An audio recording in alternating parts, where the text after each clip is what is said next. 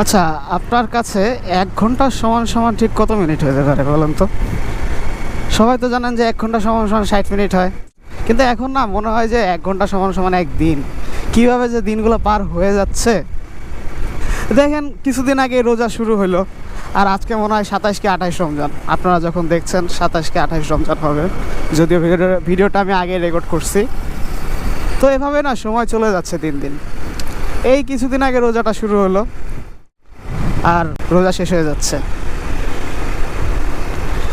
বলেন তো এই রোজায় আমরা কি করতে পারলাম? শুরু হইতেই শেষ হয়ে গেল। এনিওয়ে, এখন আমি সকাল সকাল বের হইলাম অফিসের উদ্দেশ্যে। এভাবে যাচ্ছে দিনকাল। রমজান মাস প্রায় শেষের দিক। ছোটোবেলা যখন আমরা ছিলাম, রমজান মাস আসলেই মনে করেন কীভাবে রমজান মাসটা শেষ হবে আর ঈদের দিনটা চলে আসবে সেই অপেক্ষা করতাম। মানে রোজার মাসটা যেভাবেও কাটাই দেওয়ার চেষ্টা করতাম। আর এখন যে আমরা বড় হয়ে গেছি, ম্যাচিওর হয়ে গেছি, এখন না রোজার মাসটা আমরা খুব করে ধরে রাখতে চাই যে রোজার মাসটা থাকুক, আরও কিছুদিন থাকুক। কিন্তু এই ধরে রাখার মাঝখানে না রোজার মাসটা খুব তাড়াতাড়ি শেষ হয়ে যায়। এবারও তাই হলো। রমজান মাসটা প্রায় শেষ, আর কিছুদিন পর ঈদ হবে।